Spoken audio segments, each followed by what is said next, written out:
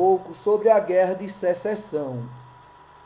Como vocês podem ter percebido no vídeo anterior de história, a gente falou um pouco sobre um movimento de resistência negra contra a escravidão.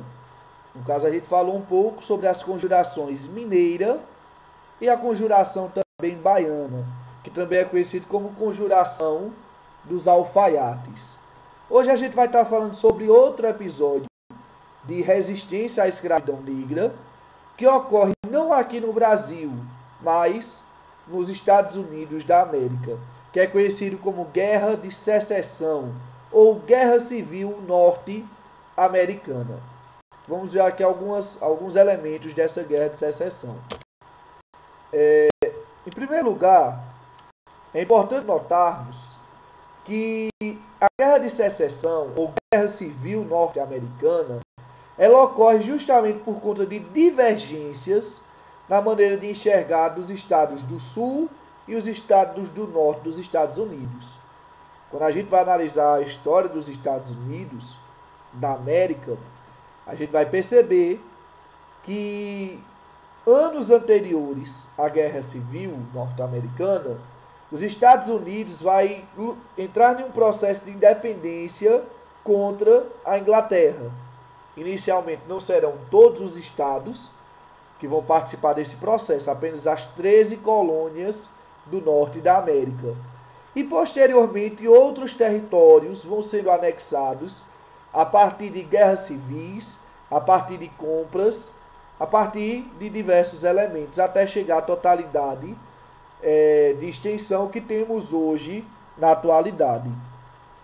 E o que é que acontece? Essa guerra civil ela se conecta justamente em um momento posterior à independência. Poucos anos depois vai haver essa guerra civil. E o que é que acontece? O presidente norte-americano, na época que ocorreu essa guerra civil, nesse caso Abraham Lincoln, ele tinha um pensamento contra a escravidão dos negros, ou seja, ele acreditava que assim como todo cidadão branco tinha direito à liberdade, assim como os Estados Unidos havia abraçado elementos de liberdade a partir dos ideais de John Locke, a mesma coisa deveria ser colocada em relação aos negros. Eles deveriam usufruir de liberdade e de igualdade perante a lei. Só que aí entram em conflito os interesses do Sul. Porque à medida que o Norte estava disposto a acabar definitivamente com a escravidão negra, os estados do Sul permaneciam resistentes à libertação dos escravos. É nesse contexto que acontece a Guerra Civil Norte-Americana. É nesse contexto de luta por espaço, ou seja, de dominação de outro grupo, que a Guerra Civil Norte-Americana ocorre. E o que é que acontece? Vai ser um conflito extremamente sangrento. Eu não vou entrar em detalhes sobre como esse conflito se deu. Vamos dizer que a quantidade de mortes, questão de prejuízos, mas eu gostaria de, nesse vídeo, atentar para a causa negra. Ok? Então vamos lá. Os estados do Sul, eles aceitam o fim do conflito depois de vários anos. Mas tem uma coisa que chama a atenção. É que as leis segregacionais, elas vão ser criadas para separar brancos e negros. Eles aceitam o fim do conflito, aceitam conceder liberdade aos negros, mas ao mesmo tempo que eles criam as leis libertando os negros, eles também criam leis separando negros de brancos. E assim, pessoal, a gente sabe que a sociedade brasileira ela é uma sociedade bastante racista.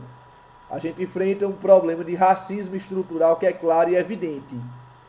Mas quando a gente observa os Estados Unidos da América, a gente percebe que as questões raciais elas são ainda muito mais gritantes do que em nosso território. Haja vista que brancos e negros dificilmente se unem. Então prova disso que existem bairros de negros, de brancos, E assim, pessoal, até mesmo sendo considerado uma pessoa branca, um brasileiro, mesmo que ele se considere uma pessoa branca, ao chegar lá ele pode receber desse mesmo racismo, até pelo fato dele ser latino-americano também. Então, as questões raciais, elas são muito mais claras e evidentes dentro daquele território. E por que eu estou atentando para isso? É porque logo após o fim da Guerra Civil e a criação dessas leis segregacionais, a gente vai ver grupos radicais se formarem. Eu trouxe até aqui uma imagem, né, falando sobre os antecedentes, né, que os interesses dos estados do Norte e do Sul eram contrários. O desenvolvimento aqui a gente vai ver a questão da pólvora, por exemplo, a questão de tiros de alto alcance.